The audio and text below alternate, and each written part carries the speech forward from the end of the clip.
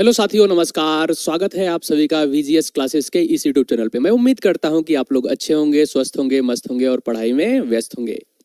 क्या हाल चाल है? सभी लोगों का बहुत बहुत स्वागत है। नीतू जी, गुड मॉर्निंग। गुड मॉर्निंग सभी का, सुप्रभात, गुड मॉर्निंग सभी का। स्वागत है हमारी इस कक्षा में। कैसे हैं आप सभी लोग? कैसे हैं आप सभी लोग? जैसा कि आप लोग जानते हैं कि हम लोग इतिहास को पढ़ रहे हैं और उसमें हम लोग अभी अगर बात करें तो आज ये तीसरी कक्षा है।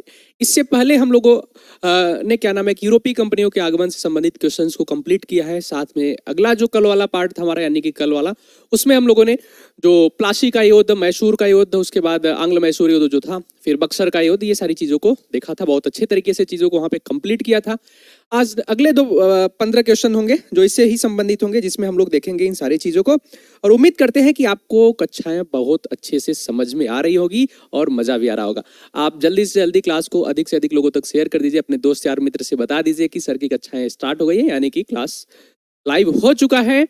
और सभी लोग क्लास को लाइक करते हुए चलेंगे। साथ में मैं आपको बताता चलूं, जो भी हमारे साथ पहली बार जुड़ रहा है वो चैनल को सब्सक्राइब कर लेगा। ओके, मैं आज की कक्षा को स्टार्ट करने से पहले कल के थोड़े से रिवीजन कर देता हूं। आप सभी का मैं रिवीजन कर देता हूं ताकि आपको चीजें क्लियर रहे। ओके,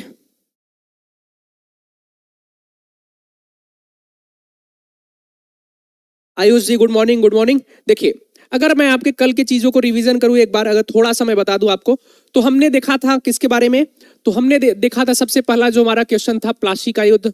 क्या प्लासी का युद्ध जो था, आपको पता ही होगा प्लासी का युद्ध के बारे में। आपको पता होगा प्लासी के युद्ध के बारे में, जिसको अगर हम बात करें तो 23 जून को हुआ था। कब हुआ था? 23 जून को हुआ था। कब हुआ था? 1757 में हुआ था। कब हुआ था? 1757 में हुआ था। किसके बीच हुआ था? तो सिराजुद्दौला के बीच हुआ था। क्या? सुराजुद्दौला और जो वर्सेस क्या था, तो लॉर्ड क्लाइव थे। कौन थे? Lord Clive.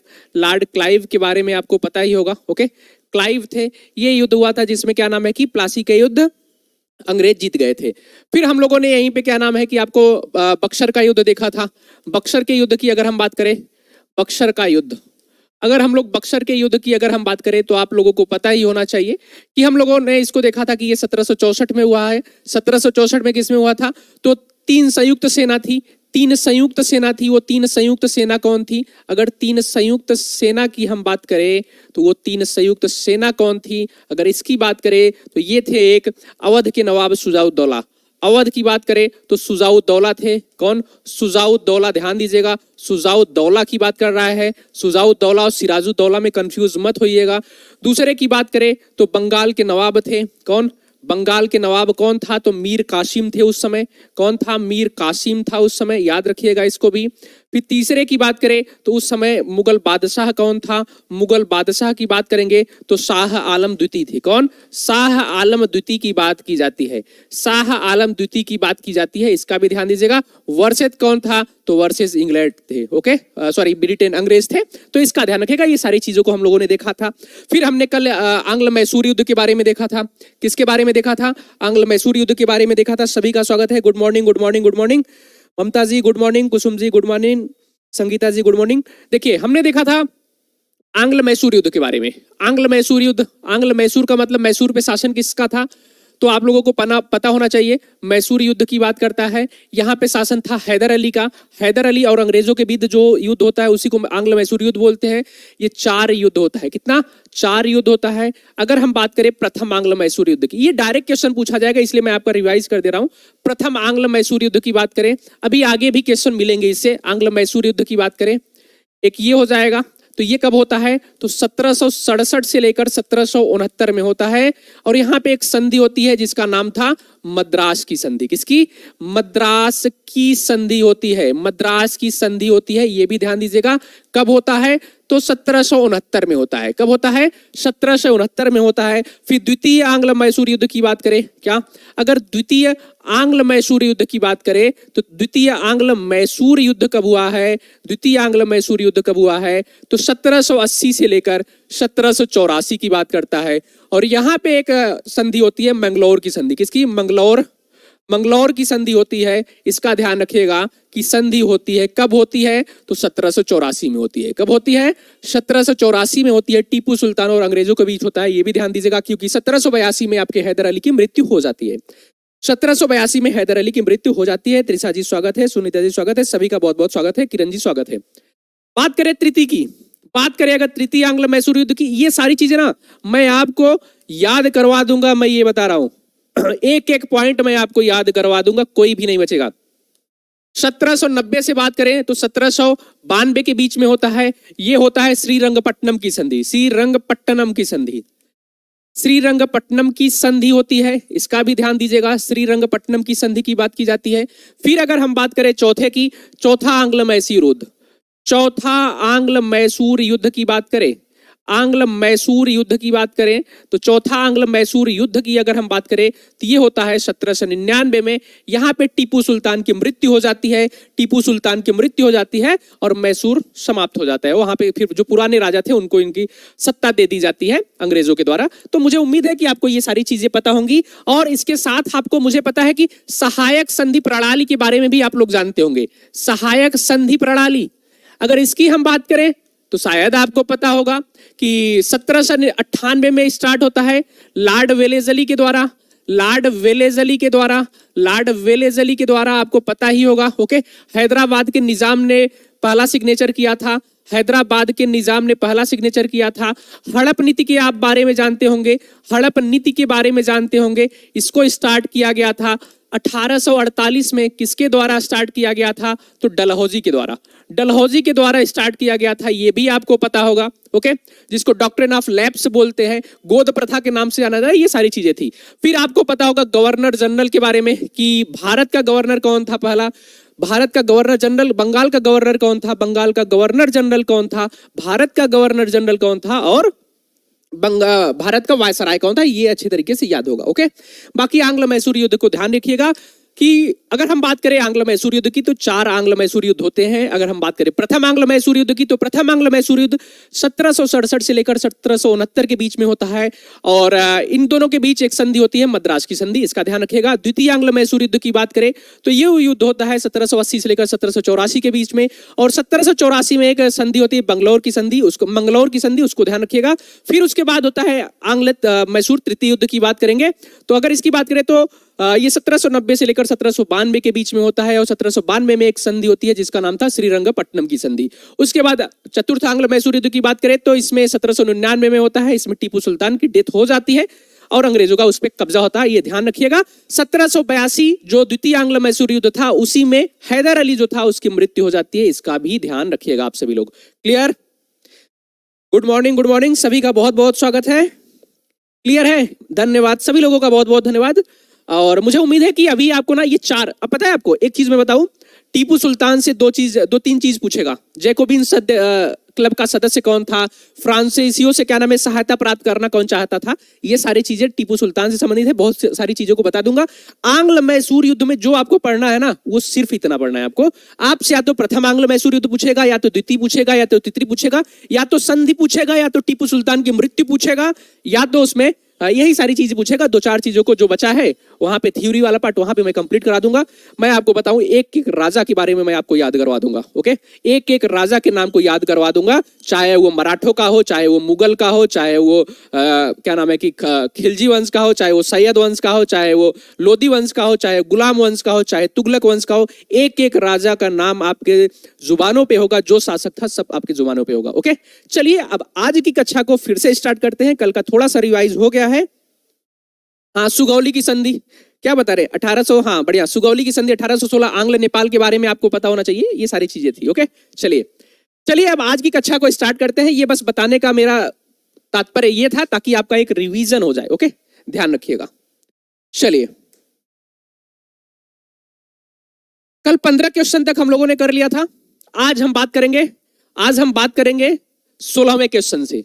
आज हम बात करेंगे 16वें क्वेश्चन से। देखिए यहां पे आपको 2-3 चीजें याद रखनी होंगी, 2-3 चीजें याद रखी होंगी कि यहां पे पूछा गया है कि गवर्नर जनरल, पता है आपको गवर्नर जनरल में कैसे पढ़ाऊंगा मैं आपको? गवर्नर जनरल 2 दिन में पूरा का पूरा गवर्नर जनरल यानी कि लॉर्ड क्लाइव से लेकर लॉर्ड माउंटबेटन तक की चीजों को मैं याद करवा दूंगा। ये आप देखिएगा, सी राजगोपालचारी तक आप सोच लीजिए, वहां तक की चीजों को मैं याद करवा दूंगा।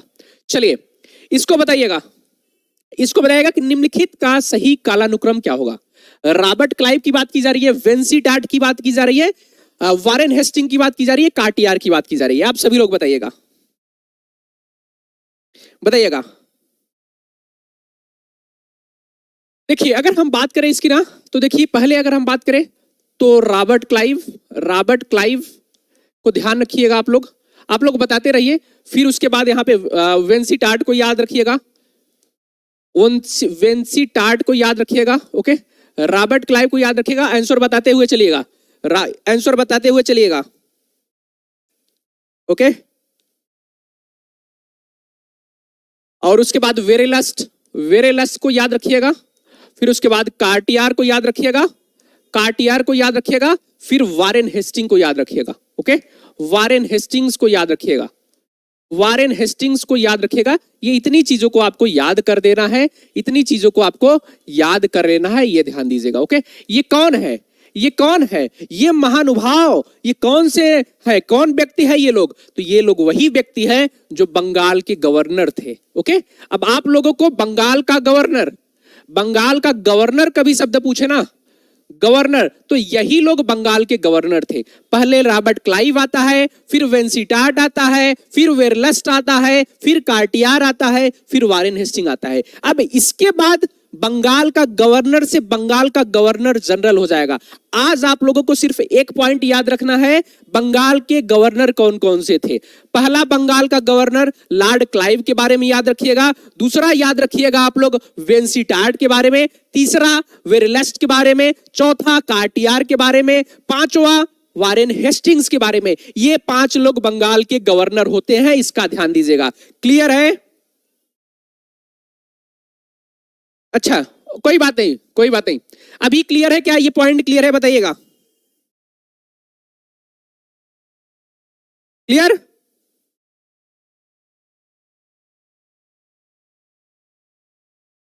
है पॉइंट? देखिए अगर हम बात करें, ये सारी चीजें इनका ध्यान दीजिएगा, ये आप नंबरिंग में इसको कर सकते हैं। बाकी अगर रॉबर्ट क्लाइव को पूछे तो याद रखिएगा, ये 17 से 57 से लेके ना पहले 60 तक आते हैं, फिर बाद में एक बार और आ जाते हैं। क्या? फिर बाद में एक बार और आ जाते हैं। वो कब आते हैं? तो ये आ जाते हैं आपके 1765 से 67 के बीच में, ओके। 1765 से 67 के बीच में ये दोबारा आ जाते हैं, इसका भी ध्यान रखिएगा। ये 2 बार गवर्नर बन के आते हैं, पहली बार 1757 से 60 के बीच में, फिर 1765 से 1767 के बीच में। अगर आपसे कभी पूछे कि बक्सर का युद्ध जब हुआ था उस समय बंगाल का गवर्नर कौन था, तो वेंसीटार्ट को याद रखिएगा। ये 1760 से लेकर 1765 तक थे, ये भी ध्यान दीजिएगा, ओके। 1765 तक थे, इसका ध्यान दीजिएगा। फिर वेरेलस्ट की बात करें तो अब देखिए, रॉबर्ट क्लाइव, वेंसीटार्ट, उसके बाद फिर रॉबर्ट क्लाइव आते हैं। 2 साल के लिए मैंने यहां पे बताया ना, फिर से रॉबर्ट क्लाइव आएंगे, फिर उसके बाद वेरेलस्ट आते हैं। तो इनका हो जाएगा 1767 से लेकर 1769 के बीच में। अगर आपसे पूछे कि प्रथम आंग्ल मैसूर युद्ध के समय कौन था, तो याद रखिएगा उस समय थे आपके वेरलस्ट, इसका ध्यान रखिएगा। फिर उसके बाद आते हैं 1769 से लेकर 1772 तक। 1769 से लेकर 1772 तक कौन आ जाएगा? कार्टियार आ जाएंगे। वारेन हेस्टिंग की बात करें तो 1772 के बाद ये आ जाएंगे, और वारेन हेस्टिंग अंतिम गवर्नर होते हैं बंगाल के, और बंगाल के प्रथम गवर्नर जनरल होते हैं। हम आपको बताएंगे कैसे, देखिएगा। आपको याद करवाने का तरीका मेरा क्या रहेगा, पहले तो हम ऐसे याद करवाएंगे जैसे कि आज आप लोगों ने याद कर लिया बंगाल का गवर्नर। बंगाल का गवर्नर जो है ना, आप लोगों ने को याद हो गया होगा, ओके। बंगाल के 5 गवर्नर को एक तरफ करके ना 1 2 3 4 5, ये पहले एक दिन में आज याद हो गया। अब कल हम आप लोगों को बताएंगे धीरे धीरे कैसे याद करवाना है, उसकी बात मैं बता रहा हूं। बंगाल का गवर्नर हो गया। अब इसके बाद बंगाल का गवर्नर जनरल, गवर्नर जनरल की बात करेंगे तो हम बात करेंगे कि हाँ कौन था, कैसा था, कार्नवालिस कब आया, वेलेजली कब आया, संजार सोर कब आया, लॉर्ड हेस्टिंग्स कब आए, मिंटो कब आए, मिंटो प्रथम, ये सारी चीजों को हम बात करेंगे। फिर उसके बाद ये बंगाल का गवर्नर जनरल हो जाएगा। फिर भारत का गवर्नर जनरल, ये 4 पार्ट हो गए, ये तीसरा पार्ट हो गया, और चौथा पार्ट हो जाएगा भारत का वायसराय। क्या? भारत का वायसराय। भारत का वायसराय के बारे में हम लोग अच्छे से चीजों को देखेंगे। ओके, इस तरीके से आपको याद हो जाएगा पूरा, ये मैं गारंटी देता हूं कि याद करवाने की जिम्मेदारी हमारी। आप लोग बस आज के पॉइंट को याद रखिएगा। Robert Clive Vansittart, Robert Clive Vansittart, Verelst, Cartier, Warren Hasting. Okay, Robert Clive Vansittart, क्या Robert Clive Vansittart, Verelst, Cartier और वारेन हेस्टिंग को याद करिएगा। क्या ये पॉइंट क्लियर है? गुड मॉर्निंग, गुड मॉर्निंग, सभी का बहुत बहुत स्वागत है। क्या ये पॉइंट क्लियर है आप सभी का? अब इससे आप यहां पे लगा सकते हैं। तो पहले नंबर पे रॉबर्ट क्लाइव आ जाएंगे, फिर वेंसिटाट आ जाएंगे, फिर कार्टियर आ जाएंगे, फिर ये जाए, यानी 1 2 4 3 होना चाहिए था। 1 2 4 3, यानी कि ऑप्शन बी इसका राइट आंसर हो जाना चाहिए था। क्लियर? क्या क्लियर है ये पॉइंट? क्या क्लियर है ये पॉइंट सभी को? क्या क्लियर है पॉइंट ये सभी को? बताइएगा। यानी क्लाइव वेंसिटाट, क्लाइव हो जाएगा, वेंसिटाट हो जाएगा, याद रखिएगा, वेरेलस्ट, कार्टियर और वारेन हेस्टिंग। चलिए चलिए चलिए, हाँ बी, सभी का बहुत बहुत स्वागत है हमारी इस कक्षा में। बढ़ते हैं अगले क्वेश्चन की तरफ।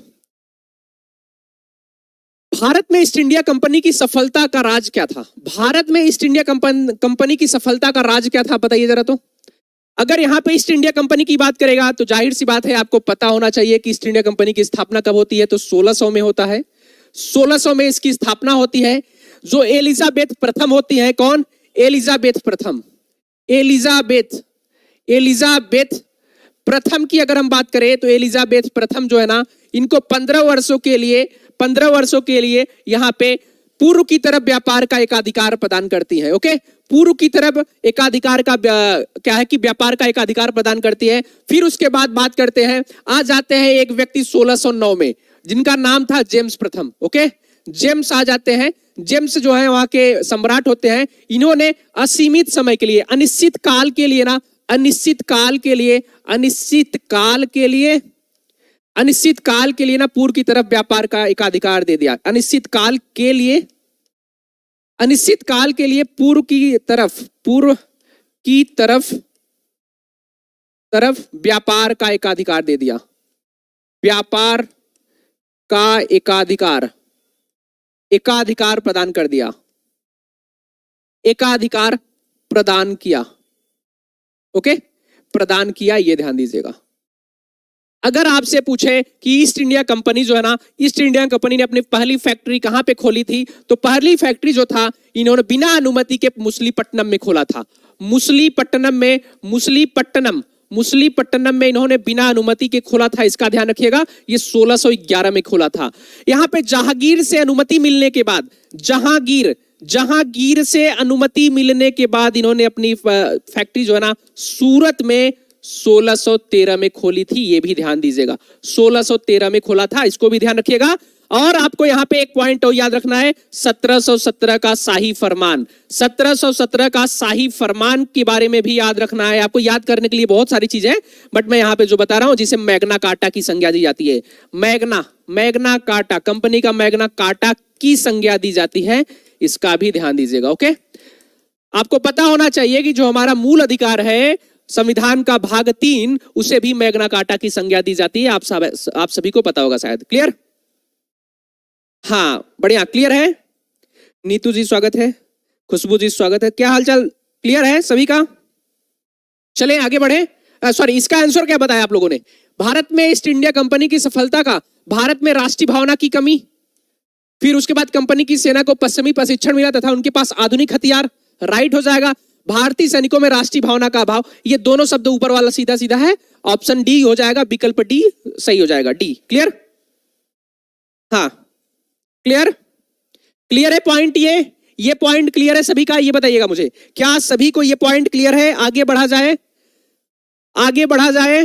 अगले क्वेश्चन की तरफ बढ़े। तो चलिए हम लोग बढ़ते हैं अगले क्वेश्चन की तरफ। हमारा आज का क्वेश्चन है 18वें नंबर का, यानी कि तीसरे नंबर का।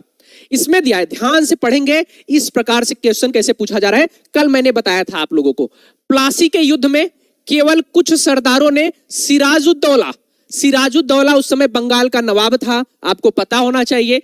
सिराजुद्दौला का साथ दिया, वे सरदार निम्न में से कौन थे? जिन्होंने सरदार का साथ दिया, यानी कि नवाब का साथ दिया था।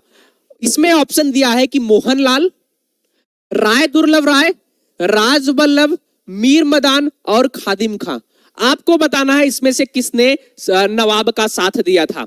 इसका राइट आंसर बताइएगा आप सभी लोग, इसका राइट आंसर बताइएगा आप सभी लोग, बताइएगा बताइएगा सभी लोग, किसने इसका साथ दिया था, कोई बताएगा मुझे? बहुत बढ़िया,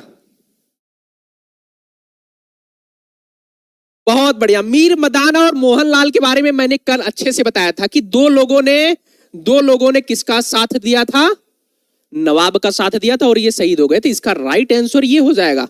ओके, अगर आपका साथ देने की बात आएगी तो मोहनलाल और मीर मदान को याद रखेगा। अब जैसे कि राय दुर्लभ राय,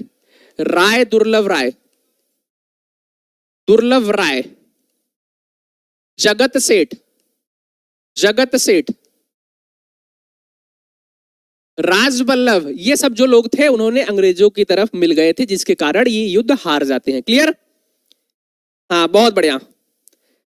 ओके, ये सब जो ना बाकी जो लोग हैं ये लोग मिल जाते हैं उनसे, इसकी वजह से ये हार जाते हैं। और बाकी 1 और 4 इसका राइट आंसर हो जाएगा। मुझे उम्मीद है कि आपको अच्छे से समझ में आ गया होगा। चलिए बढ़ते हैं अगले क्वेश्चन की तरफ, यानी कि क्वेश्चन नंबर 4 आज का। काल कोठरी ये काफी इंपॉर्टेंट है, आपसे पूछा जा सकता है। काल कोठरी यानी कि जो ब्लैक होल की घटना होती है, ब्लैक होल की घटना जिसमें 146 में से 123 लोग जो है ना एक छोटी सी कोठरी में बंद कर दिए जाते हैं, जिसके कारण ये मर जाते हैं, वहां कहां पे घटित हुआ था ये बताना है आपको। मुर्शिदाबाद, ढाका, मुंगेर, कलकत्ता। आप सभी को बताना है इसका राइट आंसर क्या हो जाएगा। 19 नंबर का, 19 नंबर का राइट आंसर बताइएगा।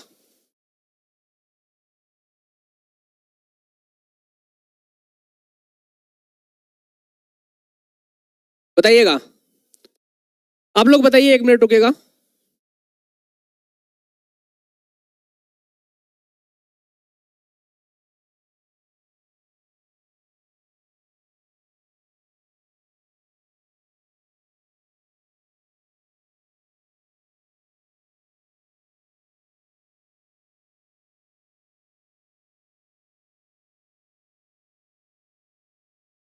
चलिए बताइए।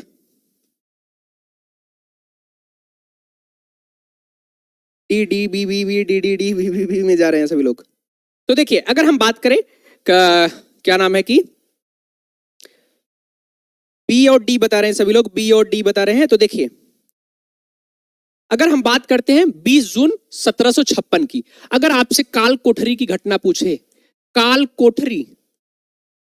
कोठरी की घटना अगर कभी पूछे, ये सीधा सीधा पॉइंट अगर पूछे, तो मैं आपको बताऊं, ये होता है एक तरह से जो बताया जा रहा है, क्या है, 20 जनवरी की बात की जाती है ना, 20 जून की बात की जाती है, 20 जून 1756 की बात की जाती है, ये ध्यान रखिएगा। दूसरी चीज मैं आपको बता दूं, ये एक व्यक्ति होते हैं जिनका नाम था हालवेल। क्या? हालवेल नाम था। इनका कहना था, हालवेल जो थे ना, इनका कहना था कि कलकत्ता की बात है, याद रखिएगा, कलकत्ता की बात है।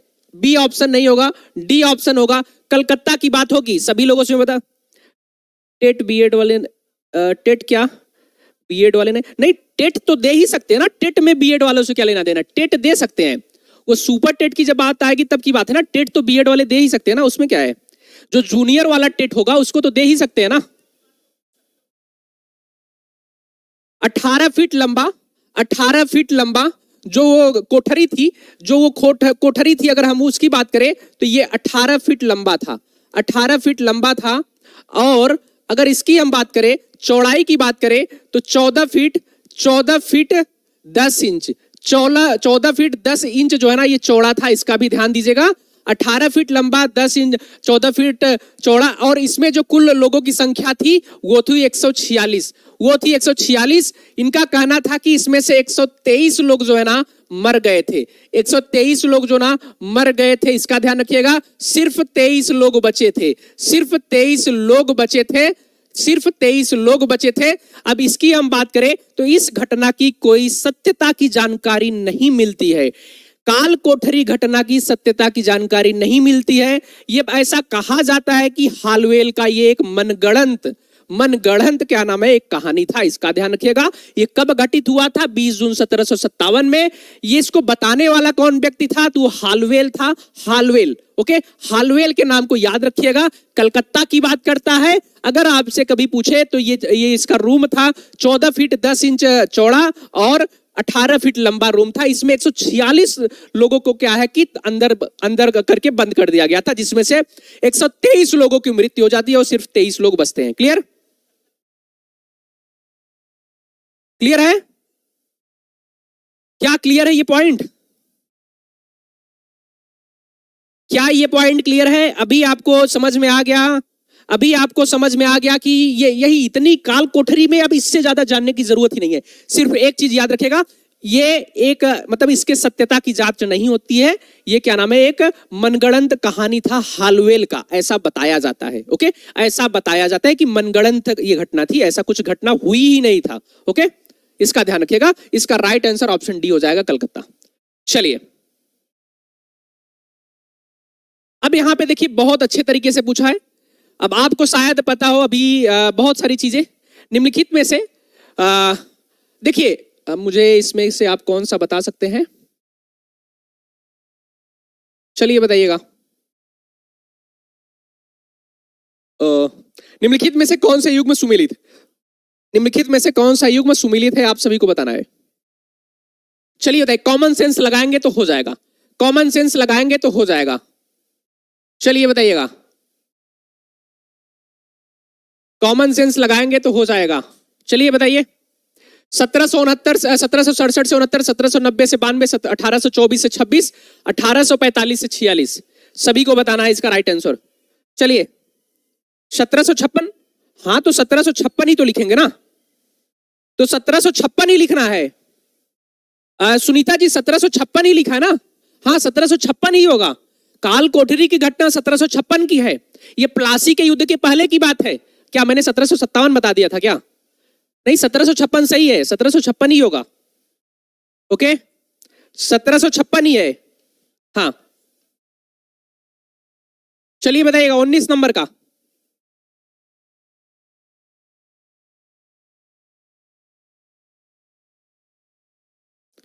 चलिए बताइए इसमें से कौन सा सही है, पूछा है। इसमें से कौन सा सही है, सी बता रहे हैं। तो देखिए अगर हम बात करेंगे इसमें से पूछा है सही के बारे में, तो क्या आपको पता है कि क्या आपको ये कौन सी बता रहे हैं ना आप? दूसरा ये तृतीय आंग्ल मैसूर युद्ध क्या सही है? अरे भाई ये तो मैंने सीधा ही बताया था कि तीसरा आंग्ल मैसूर 1790 से लेकर 92। दूसरा तो सही है। आप लोग 1767 से 69 के बीच में जो जा रहे हैं, थोड़ा सा कॉमन सेंस लगाइए। इधर प्रथम आंग्ल मराठा युद्ध लिखा है, ये मराठा है भाई। आप एक और दो जो बता रहे हैं सही है, एक कैसे सही है? 1767 से 69 के बीच में प्रथम आंग्ल मैसूर युद्ध की बात करता है। अगर बात करें तो ये बताइए सही होगा कि गलत होगा? ये बताइए।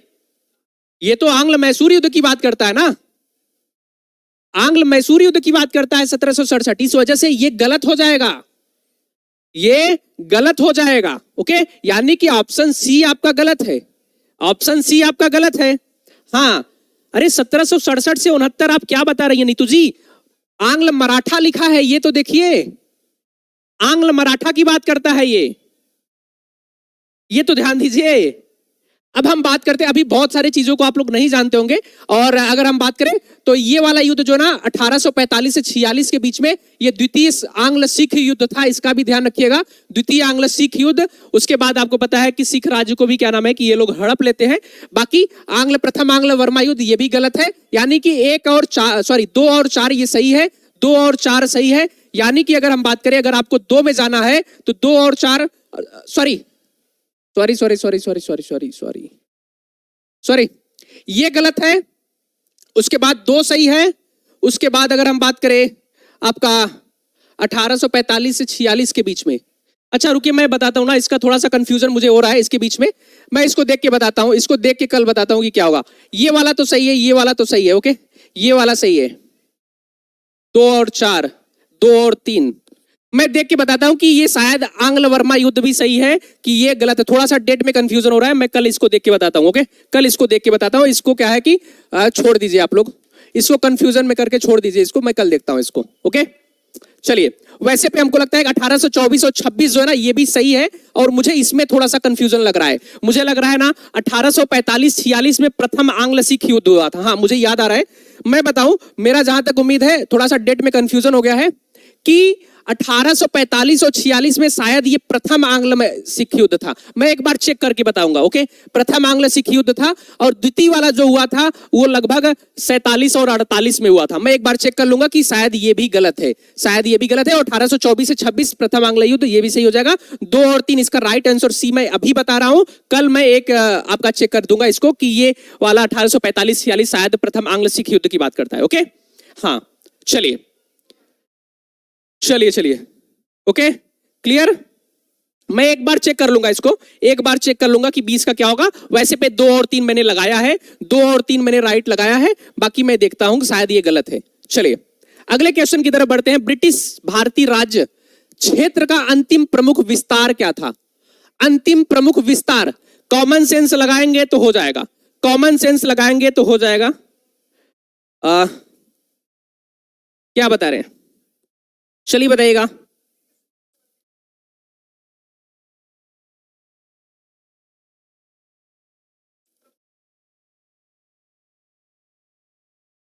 चलिए बताइए। देखिए देखिए, मैंने चेक कर लिया, मैं आपको बता दूं, सही मैं बता रहा था, सही है। वो जो मेरा कंफ्यूजन था ना वो सही है, जो मेरा कंफ्यूजन था वो सही है। ये जो है ना प्रथम आंग्ल सिख युद्ध हुआ था 1845-46 में। ओके 1845-46 में प्रथम आंग्ल सिख युद्ध हुआ था, न कि द्वितीय हुआ था। ओके इसका ध्यान रखिएगा। इसी वजह से ये वाला भी ऑप्शन गलत हो जाता है, और इस वजह से इसका दूसरा और तीसरा सही हो जाएगा। ऑप्शन डी जो है ना ये राइट आंसर है, ये ध्यान रखिएगा। ओके ऑप्शन डी जो है ना ये राइट आंसर है। 45-46 में पहला जो है कि वो सिख युद्ध हुआ था, न कि दूसरा। ओके इसका ध्यान रखिएगा। चलिए हम लोग, हमारा अगला क्वेश्चन जो था, ब्रिटिश भारतीय राज्य क्षेत्र का अंतिम प्रमुख विस्तार। देखिए अगर हम विस्तार की बात करें तो शायद आपको पता होगा हड़प नीति के बारे में। हड़प नीति के बारे में आपको पता होगा, मुझे उम्मीद है कि जो हड़प नीति थी यानी कि डॉक्ट्रिन ऑफ लैप्स की बात करता है, यानी कि इसकी बात करता है। तो अगर हम इसकी बात करें हड़प नीति की, तो आपको पता होना चाहिए कि 1848 में एक गवर्नर आता है, भारत का गवर्नर, नाम था उसका डलहौजी आता है। डलहौजी आता है ना, डलहौजी क्या करता है, ये हड़प नीति अपनाता है और 8 राज्यों को अपने राज्य में मिला लेता है। 8 राज्यों को अपने राज्य में मिला लेता है, और 1848 से लेकर 1856 तक ये यहाँ पे गवर्नर रहता है। ओके 1848 से 1856 के बीच में गवर्नर जनरल रहता है। अवध को लास्ट में मिलाने के बाद ये वहां से चला जाता है। फिर उसके बाद आपको ये भी पता होना चाहिए कि 1857 में क्रांति होती है। प्रथम स्वतंत्रता संग्राम जो था उसकी बात की जाती है, 1857 की क्रांति की बात की जाती है, जिसके माध्यम से जब अंग्रेजों ने इस पे विजय प्राप्त कर लिया, इस पे विजय प्राप्त कर लिया ना, तो क्या होता है कि अब जो सत्ता कंपनी के हाथों में थी वो सत्ता अब डायरेक्ट चली जाती है किसके हाथे में? सम्राट के हाथों में। अब यहां से कंपनी का हस्तांतरण हो जाता है। ओके सत्ता का हस्तांतरण हो जाता है, अब साम्राज्य नहीं सम्राट के हाथों में चली जाती है। इसका ध्यान दीजिएगा, सम्राट के हाथों में चली जाती है अब सत्ता। अब इसके बाद क्या होता है कि इसके बाद इन्होंने घोषणा करते हैं कि जितनी स्थिति है हमारी, अब किसी भी प्रकार का विस्तार नहीं किया जाएगा, ये ध्यान रखिएगा। ओके तो वो अंतिम जो था वो था डलहौजी के समय। ओके वो था डलहौजी के समय, इतना ध्यान रखिएगा। क्लियर? हाँ प्रथम है ना सुनीता जी, वही बता रहा हूं, प्रथम है। यहां पे द्वितीय दिया है, देखिए ना, यहां पे द्वितीय दिया है, मैंने प्रथम लिया वो तो सही है, यहां पे द्वितीय दिया है, इस वजह से ये गलत हो जाएगा ना। ये देखिए मैं अगर दिखाऊं तो वो प्रथम है, ये यहां पे द्वितीय दिया है, इस वजह से ये वाला ऑप्शन गलत हो जाएगा। ये मैं बता रहा था, वही मुझे कंफ्यूजन था, शायद ये प्रथम ही था। अगर यहां पे प्रथम होता तो सही हो जाता ये, अगर ये प्रथम होता तो सही हो जाता ये। ओके चलिए ये क्लियर हुआ, डलहौजी के समय वाला क्लियर हुआ। हाँ बी क्लियर है, बी क्लियर है। चलिए बढ़ते हैं अगले क्वेश्चन की तरफ, क्वेश्चन नंबर 22 की तरफ। अब देखिए यहां पे पूछा है कि 18 से 24, 17 से 80, 17 से 75 और 1838। चलिए बताइएगा, इसमें भी आप लोग कंफ्यूज होंगे, बट ध्यान दीजिएगा कि इसमें से किससे आपका पता लग सकता है, पता लगाया जा सकता है। चलिए देखिए क्या करते हैं, चलिए बताइएगा 22 नंबर का, 22 नंबर को बताइएगा, 22 नंबर को। इसमें कॉमन सेंस लगाएंगे ना तो हो जाएगा, कॉमन सेंस लगाएंगे तो हो जाएगा। कॉमन सेंस लगाना है।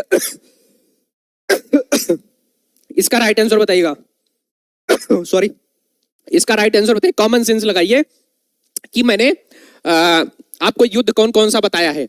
1775, 1780, 1824, 1838, इसमें से नहीं पता है तो भी आप आंसर तक पहुंच सकते हैं अगर अभी आप लोगों ने पीछे वाला क्वेश्चन अच्छे से पढ़ा है तो। पीछे का मतलब 20वें नंबर का।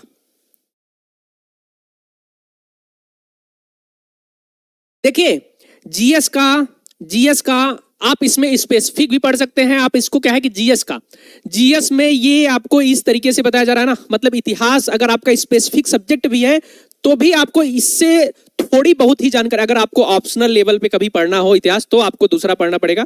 बट अगर आपको जीएस लेवल पे यहां तक कि यूपीएससी के एग्जाम तक की चीजों को अगर आपको पढ़ना है तो आप यहां पे पढ़ सकते हैं, आपके क्वेश्चन यहां पे सही हो जाएंगे। ओके, यूपीपीसीएस तक बोल सकते हैं, यूपीएससी थोड़ा सा और ज्यादा हो जाता है, बट यूपीपीसीएस तक की चीजें आपको यहां पे बहुत अच्छे से कवर हो जाएंगी, कोई भी एग्जाम हो। बाकी नीचे से अगर बात करें तो हवलदार से लेकर यूपीपीसीएस तक, ओके, नीचे यानी सबसे नीचे अगर हिस्ट्री का कोई क्वेश्चन पूछेगा तो भी आप यहां से उसको टेकल करने में समर्थ होंगे। ओके, चलिए इसको बताइएगा। बी बता रहे हैं, देखिए कॉमन सेंस लगाए होते अगर आप लोग।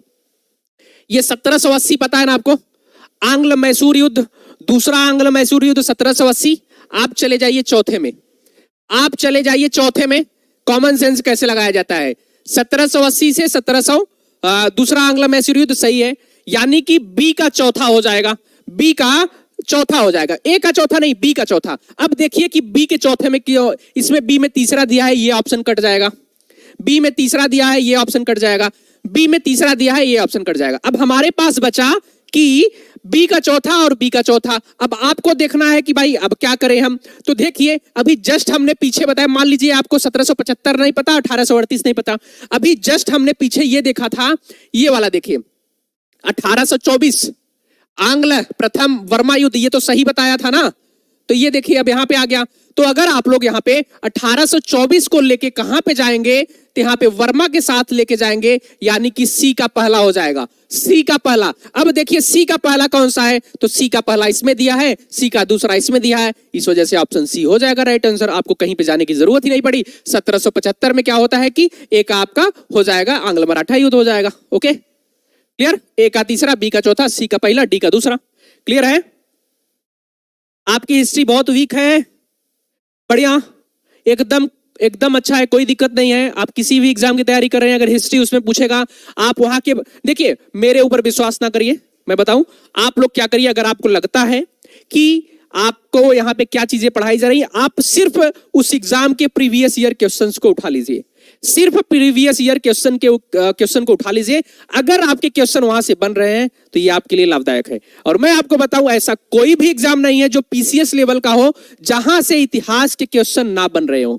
अगर इतिहास के क्वेश्चन उसमें हैं तो ये क्वेश्चन आपको दिखेगा वहां पे। पीसीएस उत्तर प्रदेश पीसीएस की बात मैं कर रहा हूं, अगर यहां भी इसमें इतिहास से संबंधित क्वेश्चन आएंगे तो भी आपका एक भी क्वेश्चन बचेगा नहीं, इतना मैं आपको गारंटी देता हूं। मैं इस लेवल का यहां पे पढ़ा रहा हूं। ओके चलिए मारिया जी, बस विश्वास रखिए, हिस्ट्री आपकी सबसे बेस्ट सब्जेक्ट बन जाएगा, ये आप ध्यान दीजिएगा। ओके मारिया जी, आप कंफ्यूज मत होइए। ओके चलिए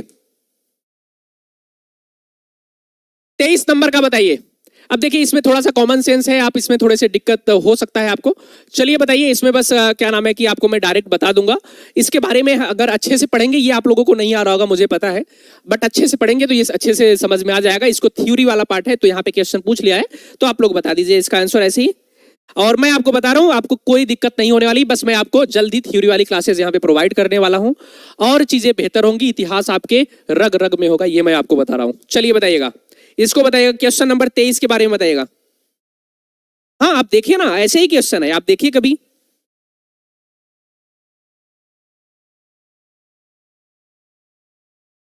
धन्यवाद आयुष जी, धन्यवाद धन्यवाद। आप लोग बताइएगा, इसका बताइएगा क्वेश्चन नंबर 22 का। इसको ऐसे ही बता दीजिए, इसको ऐसे ही बता दीजिए, बाकी हम देख लेंगे इसको बाद में। ओके इसको ऐसे ही, अगर आप लोग को नहीं पता है तो मैं बता दूं, इसका आंसर जो है ना 23 नंबर का ऑप्शन क्या हो जाएगा, प्रथम का ये हो जाएगा जनरल स्मिथ, द्वितीय आंग्ल मैसूरी जनरल आयरकुट, तृतीय की बात करें यानी कि 23 नंबर की बात कर रहा है ना, हाँ 3 4। देखिए अगर हम इसकी बात करेंगे ना, ये सभी सही हो जाएंगे। ओके, सभी सही हो जाएंगे। इसको मैं थ्योरी वाली क्लास में आपको अच्छे से बताऊंगा कि जब प्रथम आंग्ल मैसूर युद्ध हुआ था तो अंग्रेजी सेना का नेतृत्व किसने किया था, तो जनरल स्मिथ ने किया था। द्वितीय आंग्ल मैसूर युद्ध जब हुआ था तो जनरल आयरकुट ने किया था। जब तृतीय आंग्ल मैसूर युद्ध होता है तो मेजर जनरल मेडोज करते हैं। चतुर्थ आंग्ल मैसूर युद्ध होता है तो जनरल स्टुअर्ट करते हैं। अब आपको 2 चीजें यहाँ पे याद कर लेनी है।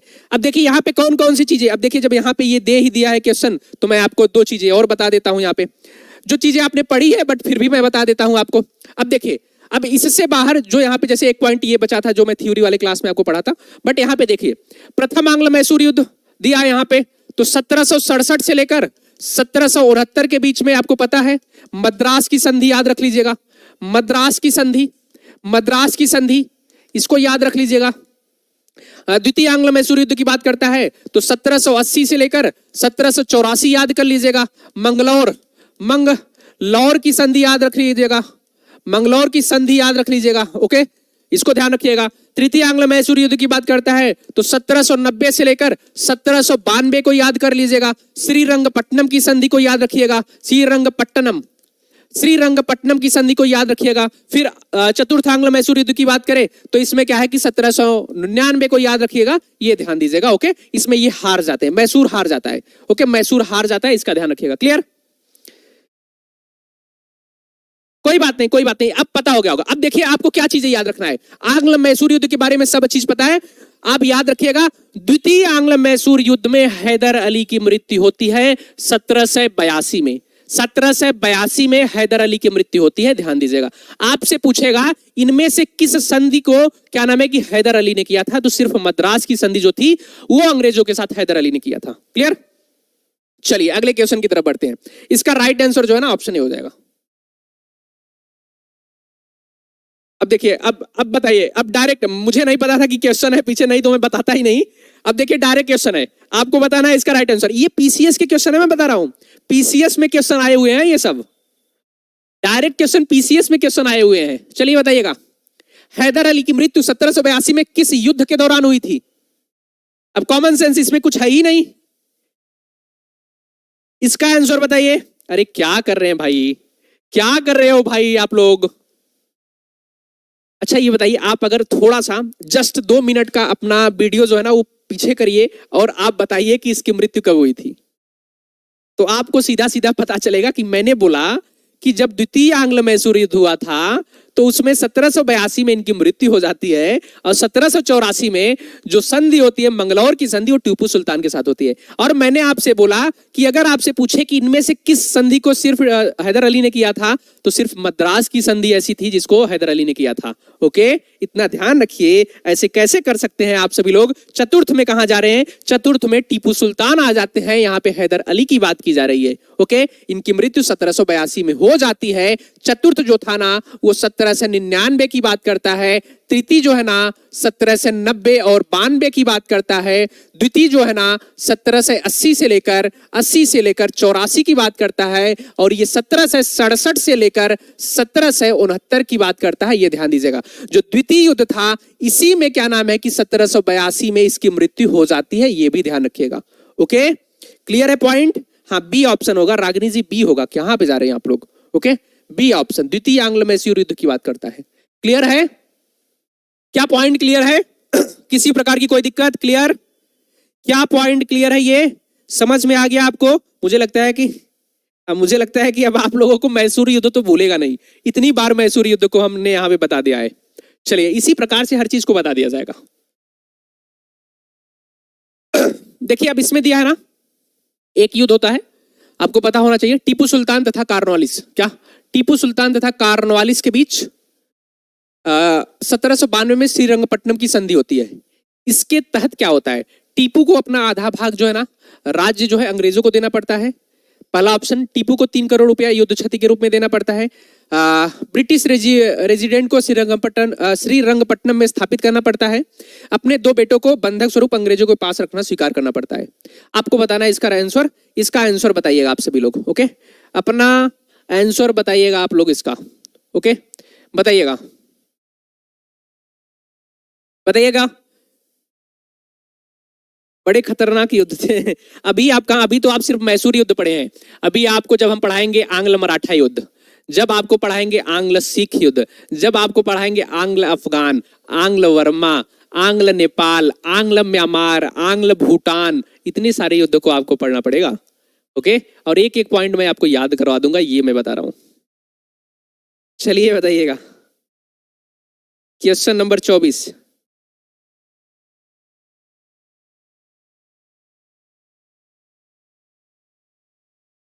चलिए बताइए, 1782 में इसके तहत क्या हुआ था?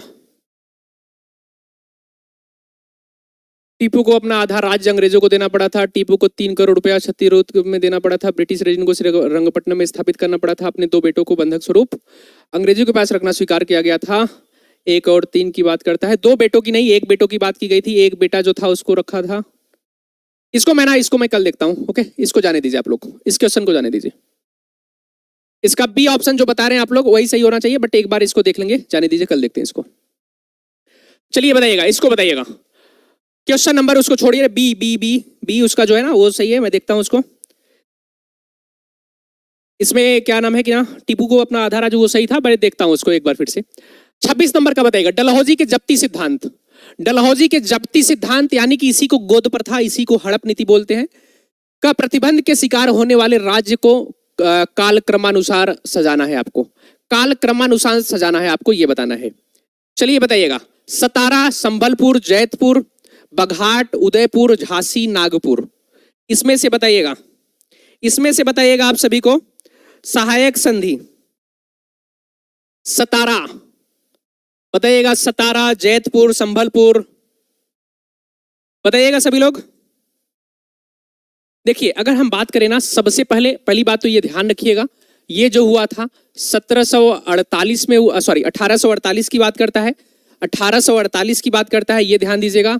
कल मैंने बताया था 3 राज्यों के बारे में, 1848 की बात करता है, डलहौजी की बात करता है, डलहौजी की बात करता है। और इसने क्या किया था, ये उस समय भारत का गवर्नर जनरल बन के आया था। इसने 8 राज्यों को मिला लिया था, 8 राज्यों को मिलाया था, ये ध्यान दीजिएगा। और 8 राज्य कौन कौन से थे तो उनको अभी मैं बताता हूं। फिर उसके बाद ये 1856 तक यहाँ पे रहा था, इसका भी ध्यान दीजिएगा। ओके, अगर हम बात करें सतारा की, तो सतारा जो है ना, इसको जब मिलाया था तो सबसे पहले सतारा को मिलाता है, जिसका नाम था 1848 में, क्या 1848 में। फिर उसके बाद संभलपुर और जैतपुर, संभलपुर और जैतपुर यानी कि 1849 की बात करता है। ओके, 1849 की बात करता है। आप लोग क्या बता रहे हैं, ए बता रहे हैं, ए बता रहे हैं, सभी लोग ए बता रहे हैं, याद रखिएगा, ए बता रहे हैं। ओके, संभलपुर और ये हो जाएगा। फिर बघाट की बात करें तो ये 1850 की बात करता है, क्या 1850 की बात करता है, ये ध्यान दीजिएगा। अगर फिर बात करें उदयपुर, झांसी और नागपुर, क्या उदयपुर, झांसी और नागपुर 52, 53 और 54 की बात करता है। ओके, 1852, 1853 और 1854, 1854 की बात करता है, ये ध्यान दीजिएगा। अगर आपसे कभी अवध को पूछे, अगर आपको अवध को पूछे तो 1856 याद रखिएगा। ओके, 1856 को याद रखिएगा, याद रखिएगा। ए गुड मॉर्निंग, क्या नाम है आपका, नीलम जी, स्वागत है आपका। ओके, 1856 याद रखिएगा। बट इसको क्या नाम है कि इस सिद्धांत के अनुसार नहीं बोलेंगे, कुशासन का आरोप लगाकर मिलाया गया था, कुशासन का आरोप। अगर आपसे कभी पूछे कुशासन का आरोप लगाकर किस राज्य को मिलाया गया था, आरोप लगाकर, कुशासन का आरोप लगाकर मिला लिया गया था, मिला लिया गया था, याद रखिएगा। ओके, इसका ध्यान दीजिएगा आप सभी लोग। अवध की बात करता है, बाकी ये सारी चीजें यानी कि 1 2 3 4 5 6 इसका राइट आंसर हो जाना चाहिए सीधा सीधा।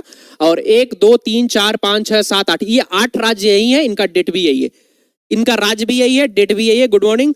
ओके, क्लियर, क्या ये पॉइंट क्लियर हुआ, ये पॉइंट क्लियर हुआ, इनका राज्य भी यही है और ये क्लियर है। ओके, और डलहौजी 1848 याद रखिएगा, 8 राज्यों को मिलाया था, 1856 तक ये था यहाँ पे, 1856 से 1848, 1856 के बीच ये भारत का गवर्नर जनरल रहता है। और उसके बाद 8 राज्य, सतारा, संबलपुर, जैतपुर, बघाट, उदयपुर, झांसी, नागपुर और अवध की बात करता है। अवध जो था इन राज्यों में से ऐसा राज्य था जिसको कुशासन का आरोप लगाकर उसको मिला लिया गया था। अवध ही एक ऐसा राज्य था, काफी समय से अंग्रेजों के साथ था, फिर भी इन्होंने क्या है, अवध को मिला लिया। अवध का मतलब ये लखनऊ वाला क्षेत्र जो है, यानी कि अगर हम बात करें तो कौन था यहाँ पे, तो उसकी बात की जाती है। ओके, अवध वाला शुजाउद्दौला वाला ना, जब 1764 का बक्सर का युद्ध होता है उसके बाद अवध कभी भी अंग्रेजों के विपक्ष में गया ही नहीं था। 1764 के बाद 1764 का जो इलाहाबाद की द्वितीय संधि हुई थी, आपको पता होगा 16 अगस्त 1765 की बात करता है। इलाहाबाद की द्वितीय संधि जो है ना 16 अगस्त 1765 की जो बात करता है, उसके बाद अवध कभी भी अंग्रेजों के विपक्ष में नहीं गया था, हमेशा उसके साथ में ही खड़ा था। ओके, चलिए 26 हो गया, 27 की बात करें। क्या हो रहा है आजकल? चलिए इसको बताइएगा, इसको बताइएगा। ये तो कॉमन सेंस है, ये भी लगा लेंगे आप लोग। कॉमन सेंस में बताइए, सीधा सीधा सीधा सीधा बताइए। ये तो आज ये वाले सारे क्वेश्चन यही हैं, सारे क्वेश्चन मुझे लगता है आज यही आ गए हैं क्या यहाँ पे? आप लोग डर जाएंगे, हालत खराब हो जाएगी, क्योंकि आपको लगेगा कि ये कहां से हो रहा है। चलिए बताइएगा, बताइएगा क्वेश्चन नंबर 27। क्वेश्चन नंबर 27 में कॉमन सेंस लगाएंगे तो हो जाएगा। Question number 27 common sense. अब देखिए, सुगौली की संधि आपको पता है कि 1816। आंग्ल नेपाल युद्ध पता ही है, आंग्ल नेपाल होता है, आंग्ल नेपाल के बारे में आपको पता ही होगा। सुगौली की संधि की बात करता है। फिर प्रथम आंग्ल वर्मा युद्ध के बारे में अभी मैंने जस्ट बताया। द्वितीय आंग्ल वर्मा युद्ध और तृतीय आंग्ल वर्मा युद्ध, जाहिर सी बात है पहले द्वितीय होगा तब तृतीय होगा, ये भी है। बाकी सुगौली की संधि की बात की जा रही है तो पहले का पहला हो जाएगा, तो इसलिए पहले का पहला अगर सिर्फ एक, मान लीजिए 3 आता भी नहीं है, आपको एलिमिनेट करिए इसको। पहले का पहला, अगर पहले का पहला देखिए किसमें दिया है, सिर्फ इसमें दिया है तो ये सही हो जाएगा, बाकी सब गलत हो जाएंगे। बाकी कोई आता है कि नहीं आता है उसको छोड़िए, आपका ए से ऑप्शन चला जाएगा। समय बचाइए, आगे बढ़िए। हाँ, याद तो हो जाएगा, याद तो हो जाएगा, ये तो है। तो देखिए अब इसमें क्या है, कॉमन सेंस लगाए। देखिए एलिमिनेशन जो मेथड होता है ना, उसको अपनाया करिए। अगर आपको ऐसे क्वेश्चन होते हैं, और इस प्रकार के क्वेश्चन को जरूर एक बार देखना चाहिए, आपको डर के भागना नहीं चाहिए वहां पे, इसको देखना। अब देखिए, आपको सिर्फ आपको सुगौली के संधि के बारे में अभी मैंने बताया है, इसके पहले मैंने और कुछ नहीं बताया। और अगर आप सुगौली की संधि आपको 1816 पता है तो सोचिए ना, पहले का पहला हो जाएगा तो उसके बाद किसी की जरूरत ही नहीं है ना, किसी की जरूरत नहीं है। अब ये सही है, गलत है, क्या है, कैसा है, छोड़िए। ऑप्शन ए सही है, सही है, बी दूसरा। चलिए 28 नंबर, निम्नलिखित कथनों पर विचार कीजिए। यहां पे बोला जा रहा है रॉबर्ट क्लाइव। ध्यान से देखिएगा, ध्यान से क्वेश्चन को अच्छे से पढ़िएगा। अगर आप क्वेश्चन किसी भी एग्जाम का, ऐसा नहीं बता रहा हूं मैं हिस्ट्री की बात कर रहा हूं, कोई भी एग्जाम हो, कोई भी सब्जेक्ट हो सिर्फ वहां पे क्वेश्चन को अच्छे से पढ़ना है। अगर आप लोग इस क्वेश्चन में थोड़ी सी भी क्या है कि जल्दबाजी अपनाएंगे ना, तो ये क्वेश्चन गलत हो जाएगा। ये बहुत अच्छे से समझ में आना चाहिए कि रॉबर्ट क्लाइव बंगाल के प्रथम गवर्नर जनरल थे, विलियम बेंटिंक भारत के प्रथम गवर्नर जनरल थे। आपको बताना है, इसका राइट आंसर बताइएगा। आसान सा क्वेश्चन है, अगर अच्छे से पढ़ेंगे तो सही हो जाएगा, अगर अच्छे से पढ़ेंगे तो सही हो जाएगा, नहीं तो गलत होगा, ये मैं बता रहा हूं। मैंने बोला है कि अच्छे से पढ़िएगा सभी लोग, सभी लोग अच्छे से पढ़िए, सभी लोग अच्छे से पढ़िए। इतनी बार मैंने बताया है, बहुत अच्छी बात बताइएगा। मुझे लगता है कि आप लोग की हिस्ट्री कुछ ज्यादा ही कमजोर है क्या, या हिस्ट्री को आप लोग क्या नाम है कि आपको कमजोर की बात ही नहीं है। आप यहाँ पे क्लास में मैंने बोला है कि आपको अच्छे से ध्यान से देना पड़ना है। आपको मैंने क्या बोला है, मैंने 4 चीजों के बारे में बताया है। बंगाल का प्रथम गवर्नर, बंगाल का प्रथम गवर्नर, और बंगाल का प्रथम गवर्नर, बंगाल का प्रथम गवर्नर जनरल। ओके, प्रथम गवर्नर जनरल। ओके, फिर भारत का प्रथम गवर्नर जनरल,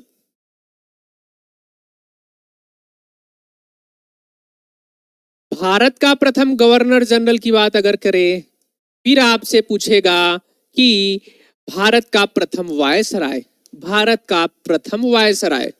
ओके, प्रथम वायसराय।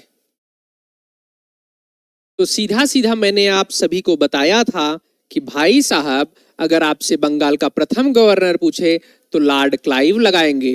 क्या, लॉर्ड क्लाइव लगाएंगे। अगर आपसे पूछे बंगाल का प्रथम गवर्नर जनरल तो वारेन हेस्टिंग्स की बात करेंगे।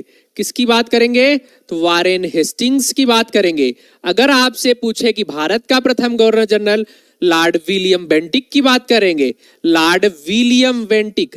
ओके, लॉर्ड विलियम बेंटिक की बात करेंगे। ओके, अगर आपसे पूछे वायसराय तो लॉर्ड कैनिंग की बात करेंगे। ओके, लॉर्ड कैनिंग की बात करेंगे। ये तो मैंने आपको बहुत बार बताया है और मुझे लगता है कि आपको अच्छे से आया भी होगा।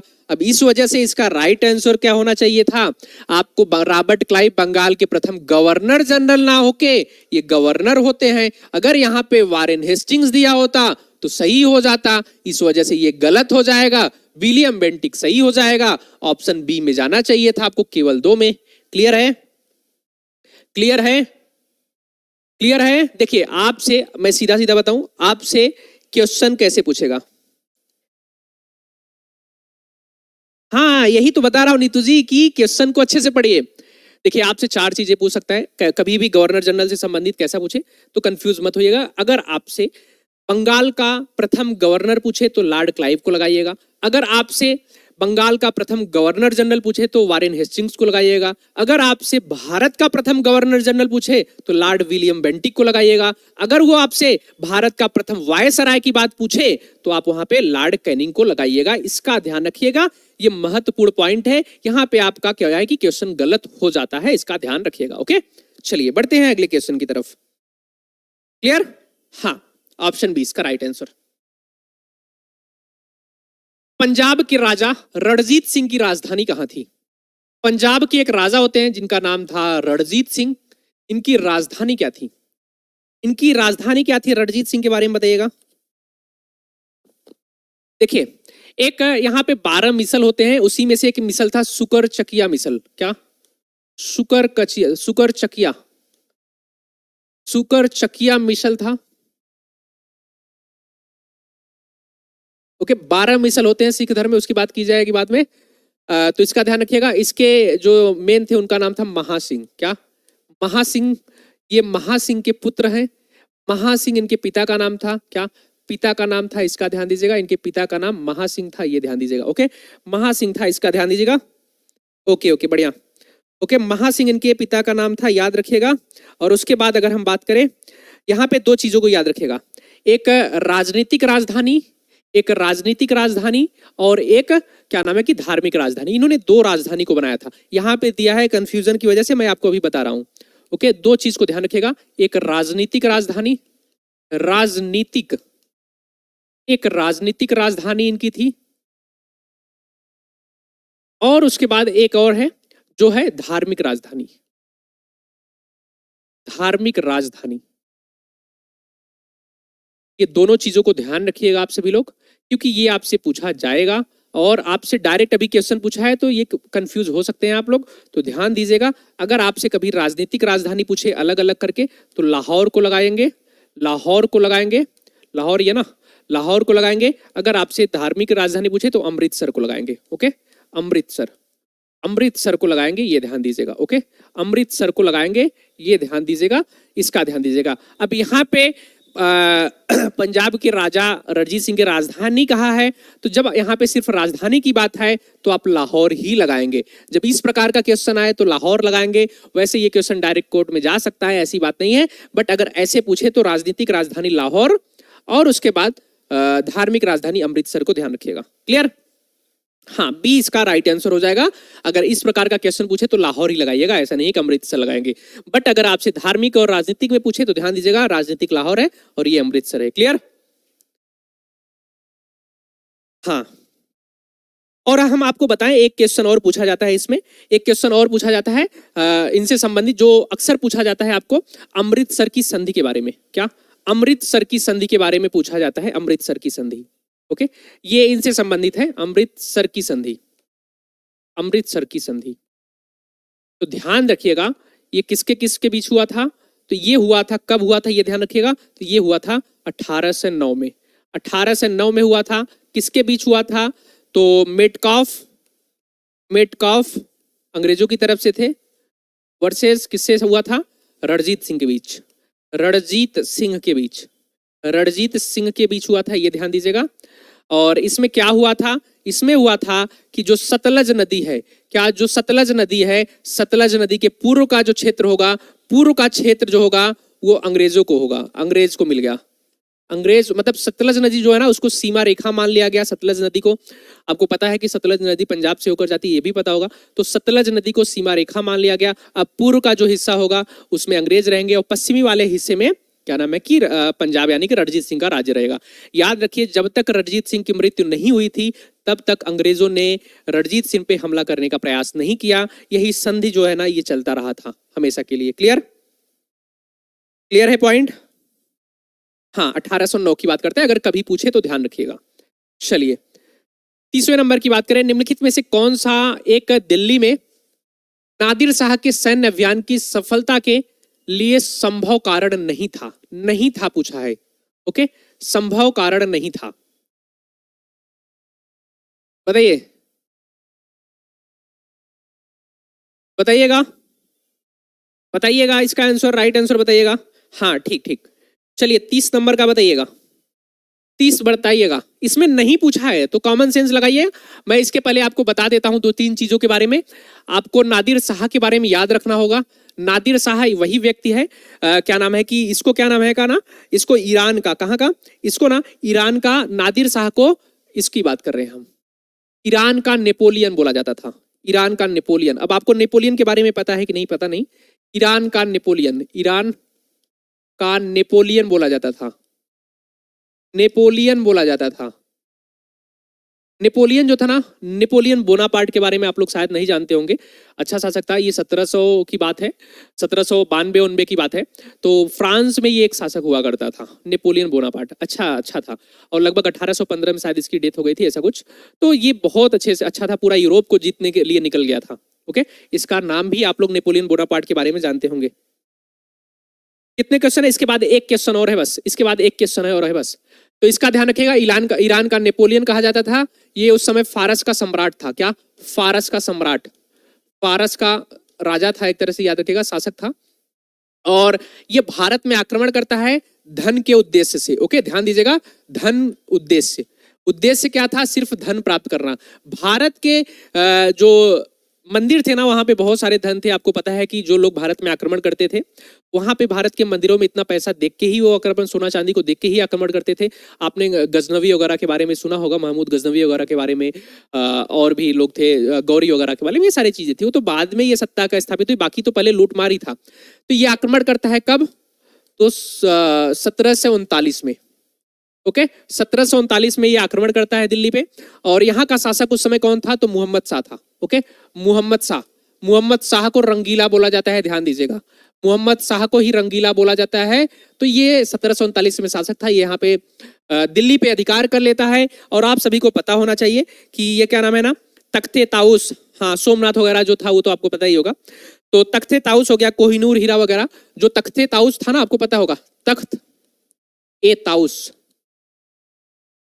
तख्त ए ताउस और कोहिनूर हीरा, कोहिनूर हीरा, कोहिनूर हीरा, ये ना, ये और फिर बहुत सारा खजाना जो है ना, खजाना जो है ना, ये यहां से लेके चला गया था। इसका भी ध्यान दीजिएगा। 1739 की बात करता है, नादिर शाह की बात करता है। ओके, और उसके बाद एक आक्रमण और होता है, आपको पता होगा कि 1761 का, इसको बोलते हैं पानीपत का तृतीय युद्ध।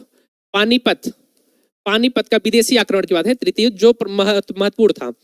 तो इसमें क्या होता है कि मराठों का खात्मा हो जाता है, मराठों का खात्मा, मराठों का खात्मा हो जाता है। ये ध्यान दीजिएगा। अहमद शाह अब्दाली था वो, क्या नाम था उसका? अहमद शाह अब्दाली, अहमद शाह अब्दाली।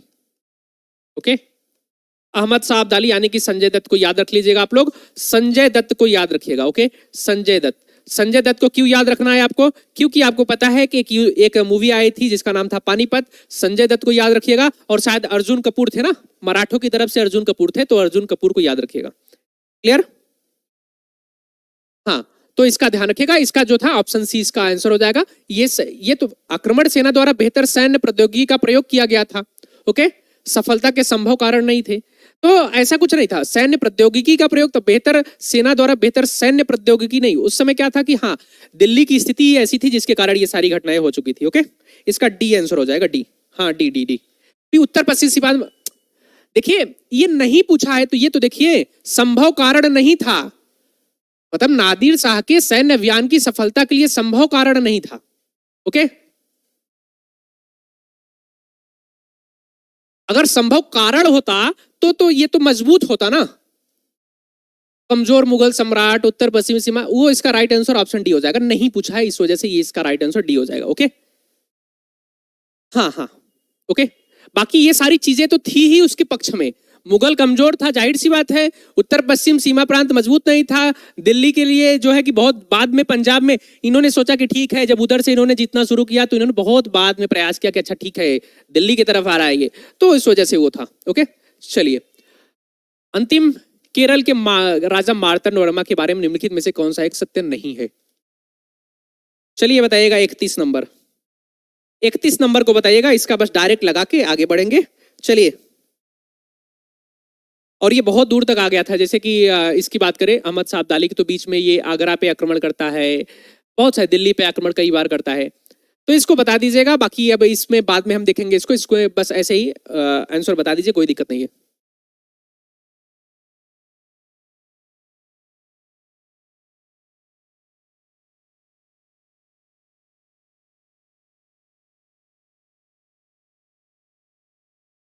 चलिए बताइएगा। सी बता रहे। अरे इसमें नहीं पूछा है भाई, नहीं पूछा है, नहीं पूछा है। तो ये दे सकता है ना अंग्रेजों को शांति। भाई उस समय अच्छा खासा था भाई, उस समय अंग्रेजों का अच्छा खासा था। वो रिश्वत दे सकता है कि भाई आप शांत रहिए, यहाँ पे ना बोलिए। अब जैसे कि आप अभी पुलिस में जाइए, मतलब थाने पे जाएंगे, तो जो मजबूत पक्ष होता है या जो कमजोर पक्ष होता है, इन दोनों के बीच में अगर विवाद होता है तो जो मजबूत पक्ष होगा वो क्या है कि पैसा दे देगा। भले गलती उसकी रहे, बस बोलना मत भाई, काम होने दो, बस बोलना मत। माई बाप हाथ जोड़ रहे हैं, तो वही चीज किया होगा। बाकी इनका सैन्य वगैरह मजबूत उतना नहीं था। बाकी ठीक था, मार्तंडोंडा ठीक ठाक है। बाकी हम इसके बारे में पढ़ेंगे अच्छे से, केरल के बारे में, केरल के बारे में अच्छे से हम लोग पढ़ेंगे, तो वहां पे चीजें बहुत अच्छे से समझ में आ जाएंगी। क्लियर? हाँ, तो इस तरीके से ये हमारी कक्षा आज समाप्त होती है, और उम्मीद करते हैं कि आपको बहुत अच्छे से चीजें समझ में आई होंगी, बहुत अच्छे से चीजें समझ में आ रही होंगी, और मजा भी आ रहा होगा आप सभी को। ओके, मजा भी आ रहा होगा आप सभी को, किसी प्रकार की कोई दिक्कत नहीं हो रही होगी। ओके, किसी भी प्रकार की कोई दिक्कत नहीं हो रही होगी। चलिए, सभी लोगों का बहुत बहुत धन्यवाद। अगर आप लोग, हाँ, अगर आप लोग क्या नाम है कि हमारे साथ पहली बार जुड़े हैं तो चैनल को सब्सक्राइब जरूर कर लीजिएगा।